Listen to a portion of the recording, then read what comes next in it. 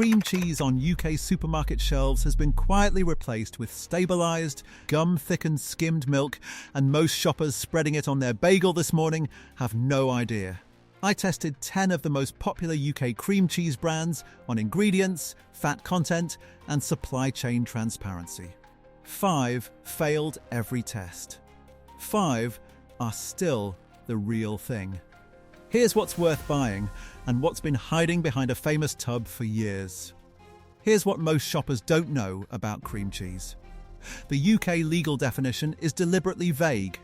There's no strict standard forcing manufacturers to use a minimum percentage of actual cream, which means a company can take a base of skimmed milk, add vegetable gums and stabilizers, whip it into something that looks and spreads like cream cheese, and sell it as cream cheese legally without lying.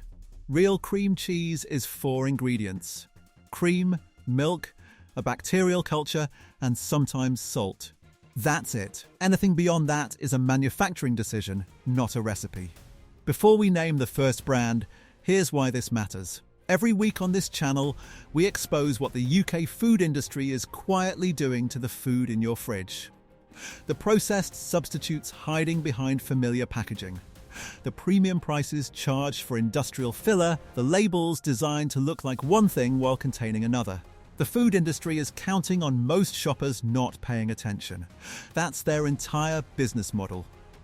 If you're tired of being lied to by the labels on your weekly shop, hit subscribe and hit the hype button. Every hype pushes this video to thousands more shoppers who deserve to know what's actually in the food they're feeding their families. Every subscriber is one more person they can't fool. That's how this changes. Now let's start with the worst offender.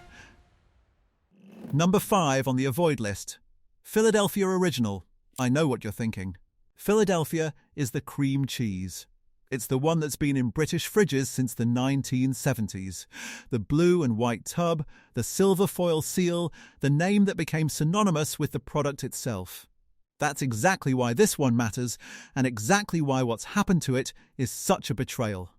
Philadelphia is manufactured by Mondelez International.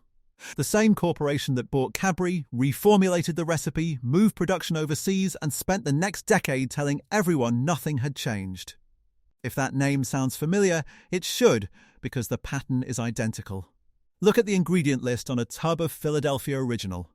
Pasteurized skimmed milk, cream, modified starch, carob bean gum, and stabilizers.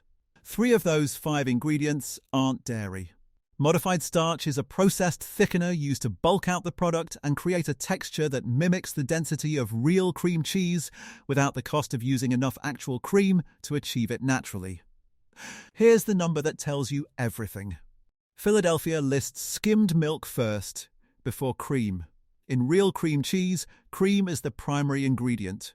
The fact that skimmed milk leads tells you the fat content has been reduced and the texture has been engineered back in using gums and starches. The fat content of Philadelphia Original sits at around 16 grams per 100 grams. Traditional full-fat cream cheese made properly sits at 30 to 34 grams per 100.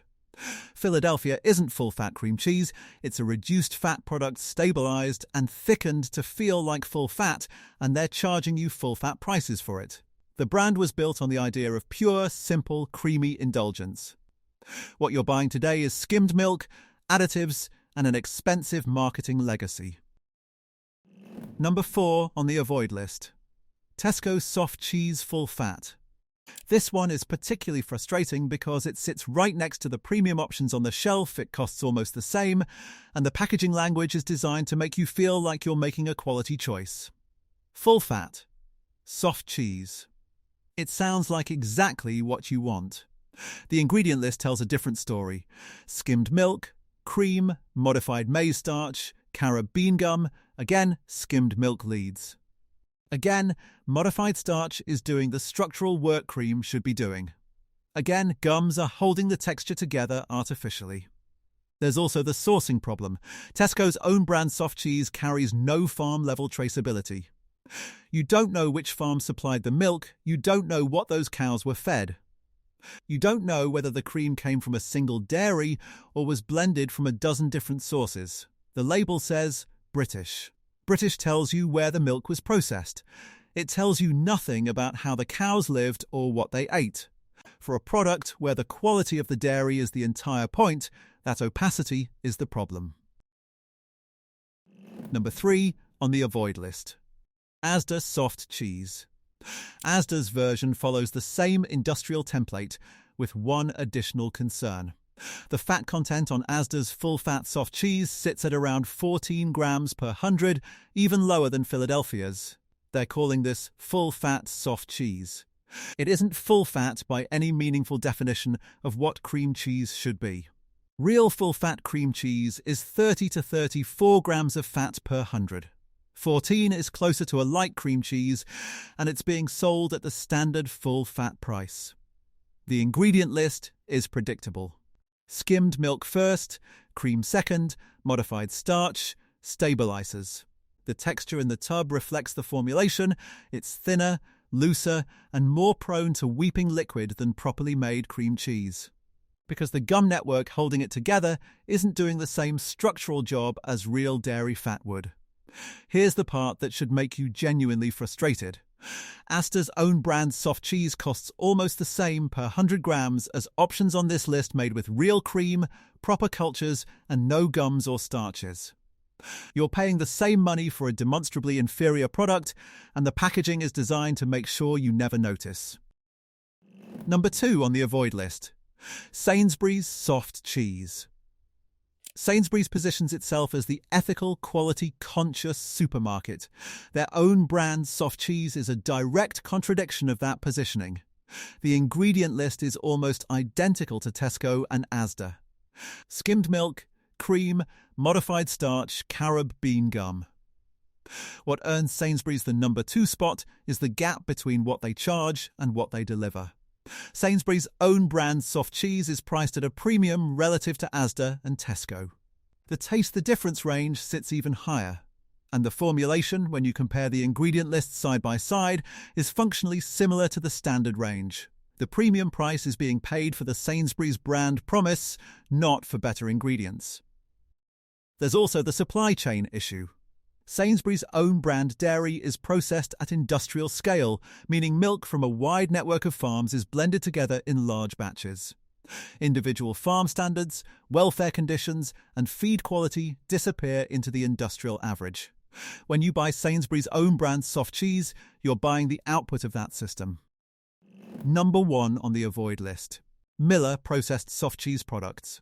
Miller is one of the largest dairy processors in the UK, and a significant proportion of the soft cheese and related dairy products on UK supermarket shelves comes through their processing network, either under the Miller brand directly or through own brand contracts. The processing template is the same industrial formulation as the other brands on this list: skimmed milk, cream, stabilizers, gums. The fat content sits well below what real cream cheese should be. But the reason Miller earns the top spot on the avoid list is the wider supply chain story. Miller's farmer payment terms have been the subject of sustained criticism from the National Farmers Union and other farming organisations over the past decade. The relationship between Miller and its contracted dairy farmers has included documented protests in 2015 over unilateral price reductions and ongoing disputes over contract terms reported in farming press. According to AHDB dairy data, UK dairy farmers' cost of production typically sits between 35 and 42 pence per litre, depending on farm size and efficiency. Standard processor farm gate prices have fluctuated, with significant periods where contracted farmers have been paid below that cost of production range. The full picture is documented monthly in AHDB and Farmers Weekly reporting. When you buy a Miller processed soft cheese, you're not just buying a substandard product, you're financially supporting a supply chain model that has been the subject of sustained criticism from the people producing the milk. Now here's what real cream cheese looks like. The good news is that it still exists. You just have to know what to look for. The rule is simple: 2 to 4 ingredients maximum. Cream or full-fat milk first on the list, a bacterial culture or lactic acid. Salt, if it's salted. That's it. If the ingredient list is longer than that, something has been added that shouldn't be there. If skimmed milk appears before cream, the fat content has been reduced and the texture has been engineered. If you see modified starch, carob bean gum, carrageenan or xanthan gum, you're holding a stabilised product, not a real one. Here are the 5 that pass. Number 5 on the worth buying list. Waitrose Essential Soft Cheese. This one surprises people because it's the budget tier of a premium supermarket, and the instinct is to assume budget means compromised. In this case, it doesn't. The fat content sits at around 28 grams per 100, which is in the range of genuinely full-fat cream cheese. The ingredient list is shorter than anything on the avoid list. The texture is denser and more consistent with what cream cheese should feel like. It spreads differently from Philadelphia, more body, more resistance, more of that slight graininess that tells you the protein structure is coming from dairy fat and culture rather than from gums and starches. It isn't perfect.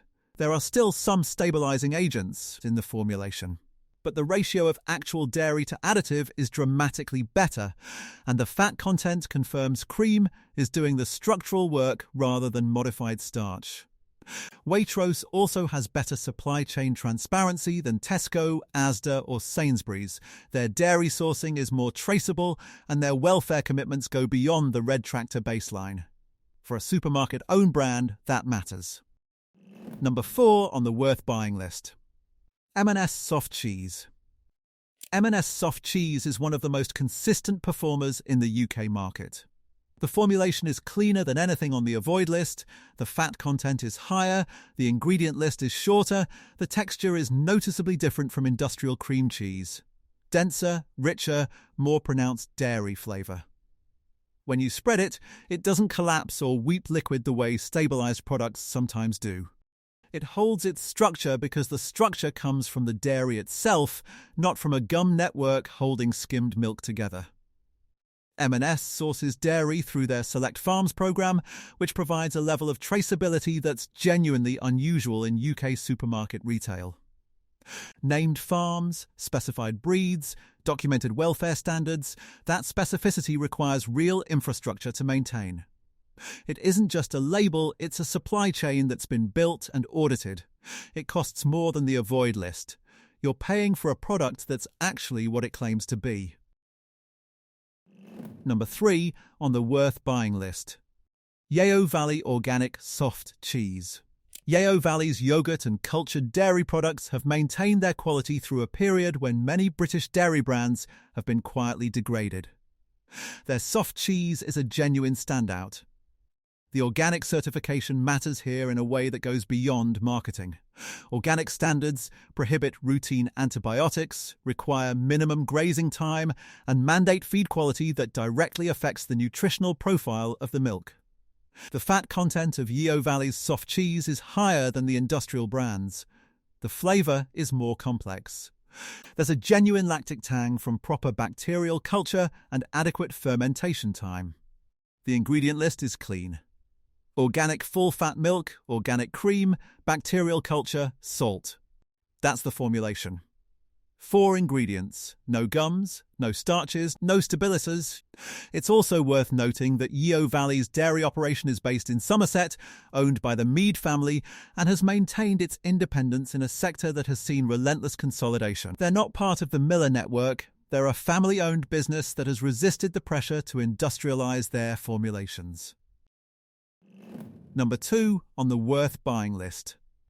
Longley Farms Soft Cheese.